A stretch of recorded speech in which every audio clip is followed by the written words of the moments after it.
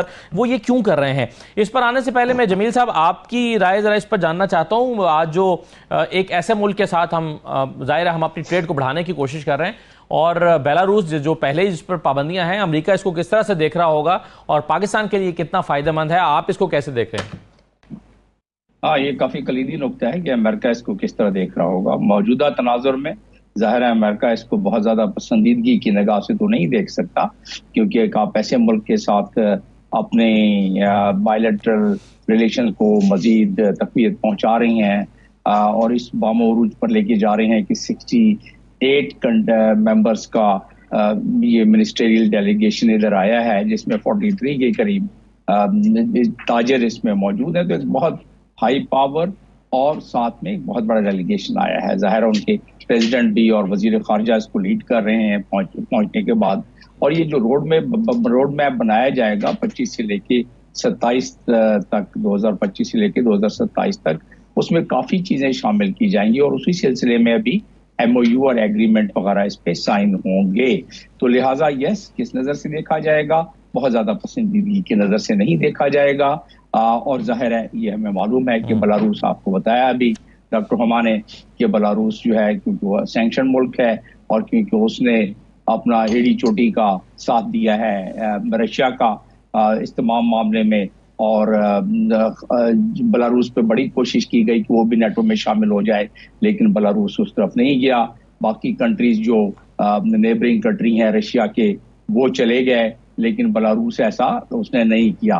तो उस लिहाज से एक तो ये रहा, लेकिन साथ में हमें ये भी देखना पड़ेगा कि मुल्कों के दरमियान बायलैटरल रिलेशंस जब तक कि किसी दूसरे मुल्क का उसमें हक तलफी नहीं होती है या नुकसान नहीं होता है, उसके इंटरेस्ट को गजंद नहीं पहुंचती है, उस वक्त तक उस मुल्क को नहीं करना चाहिए ज्यादा इस मामले में माइंड। तो अभी उसको बैलेंस किस तरह किया जाए, इसको भी हम देख लेते हैं कि बैलेंस किस तरह किया जाए। जब हम बेलारूस से कर रहे हैं, बेलारूस से तो हमारे पुराने ताल्लुकात है, कितनी 31वां साल चल रहा है अभी हमारा, और बेलारूस से खास तौर पर डिफेंस प्रोडक्शन में हमने उनसे काफी मावनत ली है और शुरू से, और जिसकी वजह से हमें काफी एक फायदा भी हुआ है। बेलारूस जब से SCO में आया है उसमें हमारा एक इंटरनेशनल कानून के तहत भी हमारा ये एक बन जाता है, हक बन जाता है कि हम किसी भी मेंबर्स के साथ बायलैटरल भी अपने ताल्लुकात बढ़ाएं SCO के, और ज़ाहिर है मल्टीलैटरल प्लेटफॉर्म SCO तो पहले से मौजूद है ही है। उसकी जियोपॉलिटिकल लोकेशन जो है ना, जिस तनाजुर में आप बात कर रहे हैं, जियोपॉलिटिकल लोकेशन उसकी बड़ी इंपॉर्टेंट है।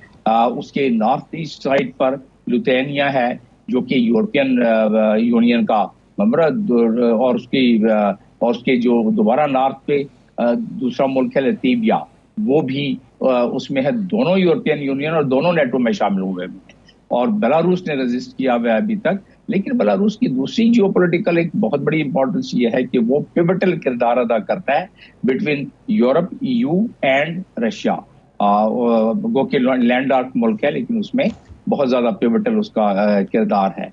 उसकी अहमियत तो अपनी जगह पे है और बहुत ज्यादा है। अब रहा हमारा और ताल्लुक बेलारूस का, तो सिक्योरिटी ट्रीटी जो हमारी साइन जिसके के इंडिया दिया गया है, सिक्योरिटी कह रहा हूँ, जो हमारी डिफेंस प्रोडक्शन में और जो हमारी ट्रेड में और बाकी चीजें में जो हमारा इस वक्त इंडिया दिया जा रहा है, ये चीजें हो जाती हैं तो यकीनन इसमें ये ब्लॉक जो SCO वाला ब्लॉक है उसमें तो हमारी रगबत ज्यादा बढ़ती जाएगी, और उसमें किसी न किसी स्टेज पर तो जाके आज नहीं तो कल, कल नहीं तो परसों हमें अपने मामलात को देखना होगा कि हम किस तरफ ज्यादा झुकाव रखेंगे, क्योंकि अभी तो हम दोनों तरफ चल रहे हैं और बिल्कुल सही, हम कहाँ झुकाव रखते हैं, तकाजा है। बिल्कुल सही है। और हाँ बिल्कुल सही है, वक्त तकाजा ये कि दोनों तरफ चल रहा। खुशामदीद कहते हैं जमील अहमद खान साहब, ऐसा लग रहा है कि जो बाइडेन जो है वो भी जंग को बढ़ावा दे रहे हैं और ट्रंप को आने वाले दिनों में मुश्किलात का शिकार करने वाले हैं। एक तरफ अक़वाम मुत्तहिदा की जो इसराइल की तरफ की सीज फायर की करारदाद थी कि फ़लस्तीन पर हमले रोक दिए जाएं,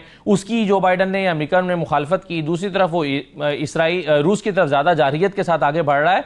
तो आपके ख्याल में ट्रंप को मुश्किल में डाल रहे हैं वो आने वाले दिनों के लिए?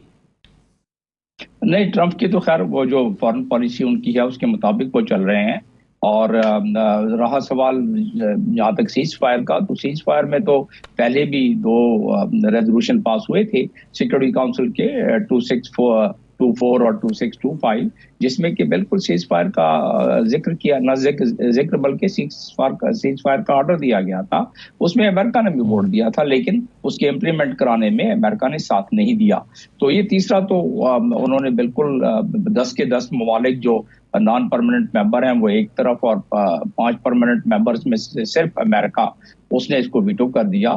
तो उससे तो पहले से नीयत जाहिर थी, लेकिन अब तो डॉक्यूमेंट्री तौर पर साबित हो गया कि अमेरिका नहीं चाहता था कि सीज फायर हो, और बड़ी मामूली सी बात पर जिसपे शुरू में वो एग्री करते रहे। अब आ जाते हैं बेलारूस पर, और इस पर जो बाइडन के पॉलिसी पर, जो बाइडन की पॉलिसी कोई इंडिविजुअल पॉलिसी तो नहीं है ना, वहाँ की जो फॉरेन पॉलिसी है, जिस तरह मैं भी आपको बता रहा था कि जिस जिस तरीके से वो नेटो में शामिल करते रहे नेबरिंग कंट्री को रशिया के, और रशिया हर मर्तबा यही चीखता चिल्लाता, और यही वजह है कि यूक्रेन की जंग भी छिड़ी, क्योंकि वो रेड लाइन उनकी आ गई थी।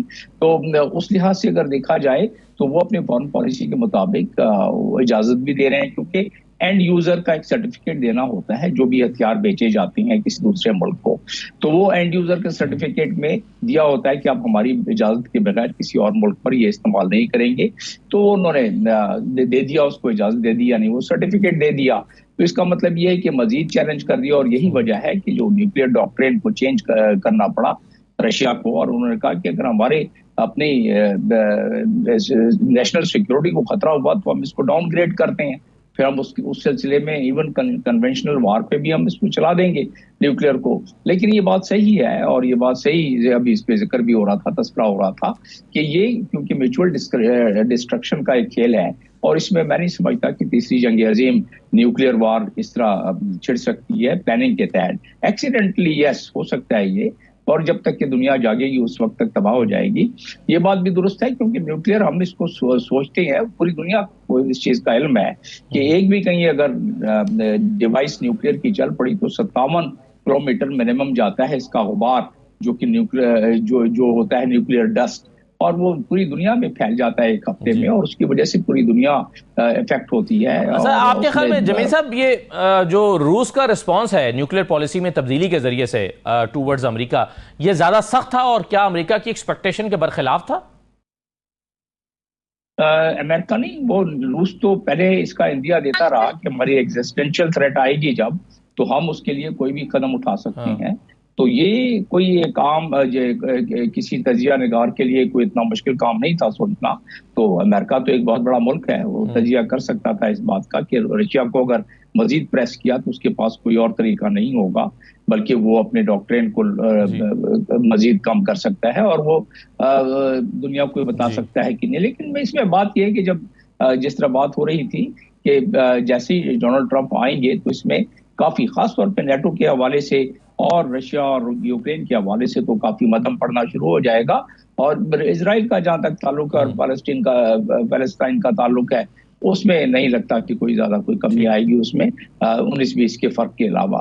तो लिहाजा मैं समझता हूँ कि तीसरी आलमी जंग जो है वो उसको बहस मुबाहिसे के लिए तो ठीक है, लेकिन पूरी दुनिया को इसका इल्म है कि तीसरी आलमी जंग कोई अफोर्ड कर ही नहीं सकता है। बिल्कुल ठीक है सर, चलिए ये बिल्कुल सही है। तो अगर ये सूरत हाल है, और खान साहब ये ईरान के बारे में कहा जा रहा है कि वो इजराइल को एक बार फिर जवाब देने का सोच रहा है, उस पर हमले का सोच रहा है, आपके ख्याल में क्या ईरान की तरफ से यही सही कदम होगा, और ऐसा करके ईरान क्या हासिल करना चाह रहा है?